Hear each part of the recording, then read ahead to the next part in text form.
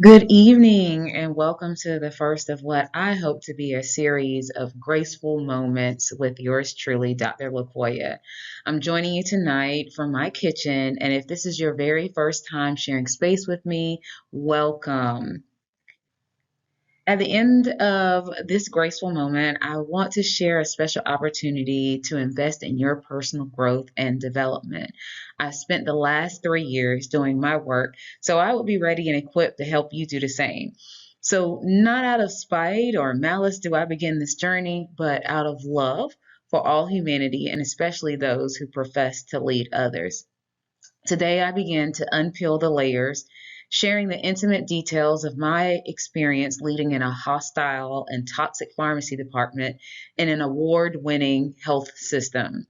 But before I do, I have to pause and wish my mother, Angela Johnson, a very happy 69th birthday.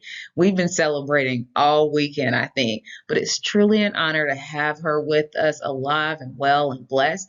If you're a close family member or friend, you know how important and how special this birthday is to both me and my mother. She spent quite some time in the hospital between February and March, and we are just so grateful to have her with us still. Now, what I'm about to share with you has taken a lot of courage. I don't do any of this lightly, and I want you to know that every step of my journey has been in obedience to God. I only release what He tells me to release when He tells me to do so. I've been given the green light now to peel back the curtains on my full experience so that I can help other women get free.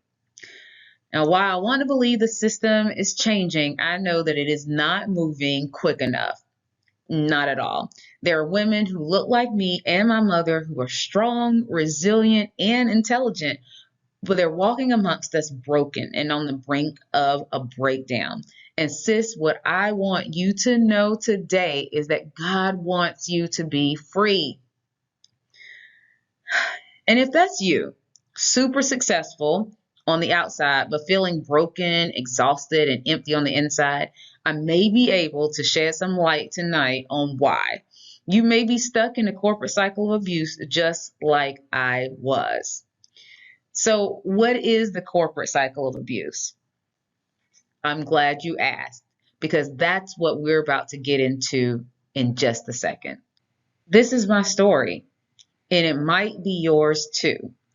This is my first episode of a series where I'm going to break down my entire journey through a DEI award winning organization, just to show you how this pattern manifested in my life and is manifesting in the lives of other Black women in corporate America. In this episode, we will discover the beginning phases of the corporate cycle of abuse, celebration, using my lived experience as a real world example. We'll take a look at my Monday poll that I posted in LinkedIn. And finally, I will share with you an opportunity to take part in a new initiative I'm launching for women who want to get free. So let's take this journey now. Like, share, and subscribe now because I'm about to spill all the tea. So the journey begins when I walked into my second pharmacy administration job for Novant Health in November of 2016 and entered the celebration phase. I hit the toleration phase around about 2018, the retaliation phase in 2019, and then the termination phase in 2020.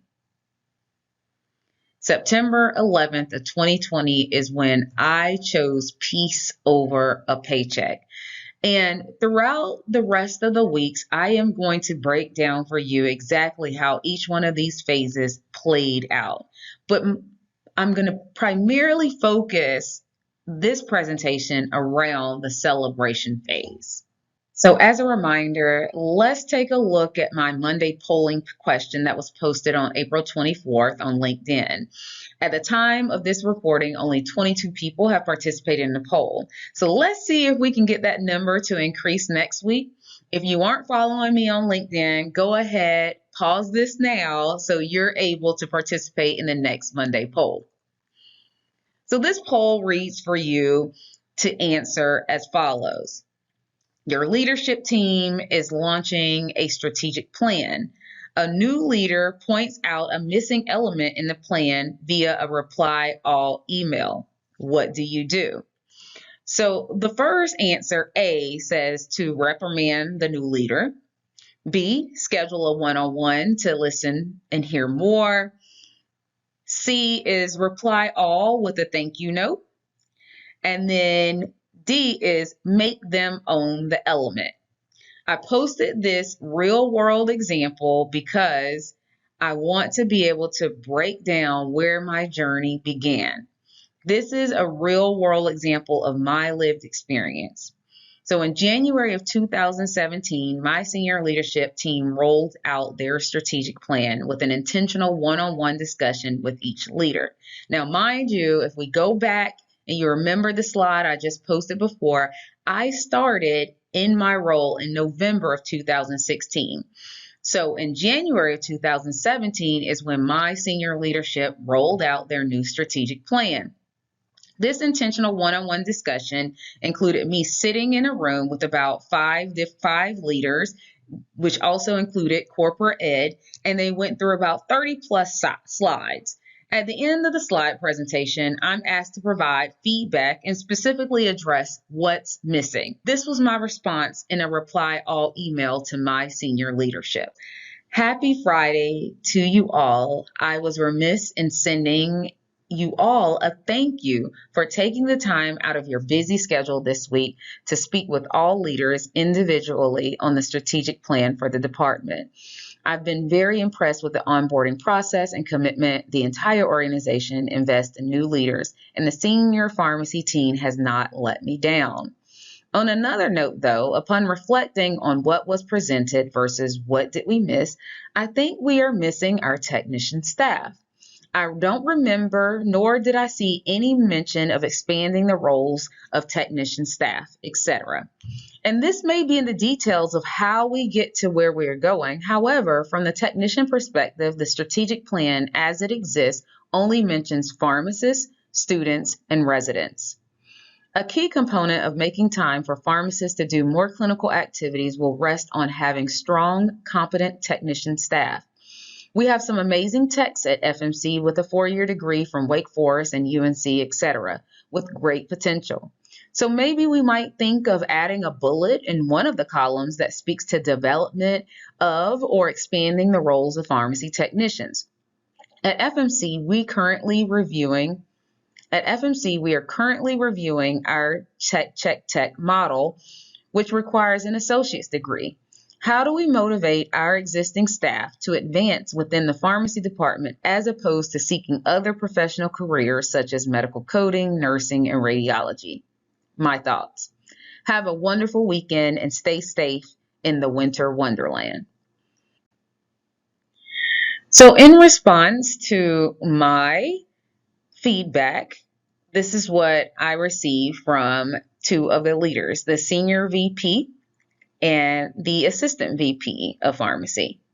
I'm going to start at the bottom because that was the first email. You know, when you get your emails, they kind of stack on each other. So the first email reads like so. Excellent call out, LJ, which is LaQuoia Johnson. The technician advancement falls in each bucket. To your point, it is not directly listed on the slide, but the sub-tactics highly emphasize direct patient care activities, med-rec technician competency, leader, preceptor, educator, and student, operational excellence, technology advancements, operational improvements, and top of license practice, meds to beds, AmCare specialist roles, etc. Our leaders are asked to speak to the top of license roles all of our staff will play in moving us forward. Knowing how much passion you have around team member engagement and professional growth, my hope is you will be active with us in activating and reactivating our technician and support staff. Have a great weekend. So that was the first email from the senior VP. The email from the vice president says, LaQuoia, the energy and positivity you bring to our leadership team is phenomenal. I agree with said comments. Technicians are an integral part of every initiative and making a conscious effort to speak to that is truly important. Thank you again for choosing Novant Health Pharmacy. So this was the response that I received. Within my first 90 days, I pointed out that we have a missing element in the strategic plan, and I received these responses from the senior leadership team. Now, I want you to pay special attention not only to the dates, because this is just January of 2017. I have to reiterate, I started with this organization in November of 2016. So I have not been there 90 days. I already know from the interview and less than 90 days of being there where there are many areas of opportunities with the technician team members. So I've pointed that out in January, okay? I also want you to see and make note of the title of this email, which says Strategic Plan Ownership Discussion. This title was also the subject of our meeting, Strategic Plan Ownership Discussion. So let's get back to look at this poll that I posted, because I think it's really important that we look at all the different answer choices that I put here. I put these answer choices here for a very specific reason. All of these answer choices are in fact things that happen to me and events I have observed happen to others. So let me pause here with a few tips for my leaders before I go on. Answer A. With answer A, it says reprimand the new leader. This is where we had to talk about, is it ever appropriate to reply all? And I believe absolutely there are appropriate times to reply all. But there are also some times that it's not appropriate to reply all. And one day I'm going to do a video just on that feature alone. But let me just say this. You should always think before replying all. Is this information necessary for everyone on the email chain? And will it make them grow? This is an important question, as I've seen people use this function out of spite and just to create dissension within the department and amongst the team. One of my very first experiences of a departmental reprimand was because a team member decided to reply all to an email sent to the leadership team. In the case of this letter, though, it was a reply all only to 3 senior most leaders in the department, with which I believed at the time I had established rapport to warrant an email with my feedback from the day prior. So that brings us to answer B, which is the one-on-one. So here's a hint on this, leaders. Don't schedule a one-on-one without a subject. And if you report to a leader, don't be afraid to ask for an agenda or subject so you can be prepared. I've been blindsided by many a one-on-ones with the subject touch base. This is an excellent answer if all of these tips are adhered to. Otherwise, a random one-on-one request may be triggering for some team members with negative experiences, such as myself. So now the C, the reply all thank you. Now this is a nice touch if it's genuine and you actually value the feedback. A thank you, though, may only go a short distance if it's not followed up with action. Don't thank me for my feedback and then do nothing with it. And then finally, D, make the individual own it. Now, this is a tricky one for leaders because if you're a real leader, you know that ownership is the ultimate goal, hence the title of the email. This was the title of the subject line of the meeting I attended with the senior leaders, Strategic Plan Ownership Discussion. But here's a tip for you leaders. If you want to move your team from buy-in to ownership, that's a great goal to have. But this goal can only be achieved if you're willing to provide support and remove barriers. And that, my friend, is where my story took a hard left and the train ran off the tracks. So how then does one go from being celebrated so positively for sharing feedback that was requested to resigning from the department? I'm going to continue telling this story of how I got there. Let me share with you my resignation letter. My resignation reads like so. I'm writing this letter to formally notify you of my intent to transfer out of the pharmacy department at Forsyth Medical Center, effective no later than Friday, September 11th. Unfortunately, this transfer request is due to the hostile work environment I've endured for 3.5 years I've been with the department. Per the grievance submitted on July 20th, and subsequent conversations with you and other senior leaders and the behaviors I've continued to observe from my one-up leader, I believe the environment will be slow to change. The toxicity of the department and the lack of support have affected my physical and mental well-being beyond what is reasonable for anyone to endure. It is my hope that by bringing these concerns to your attention, actions will be taken to improve the working environment for all team members and prevent this from happening to the next person who steps into this position. I have enjoyed my job and the personal and professional growth it has garnered. It is my hope I will be able to contribute to upholding the mission, vision, and values of Novant Health in another role. However, should that not be the case, please accept this letter as my resignation from the supervisory role with Forsyth Medical Center Inpatient Pharmacy Department, effective Friday, September 11th, as discussed previously on July 31st and August 6th, 2020.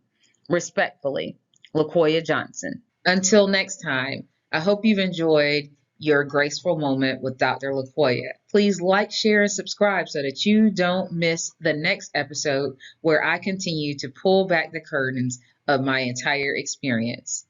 Make it a great day.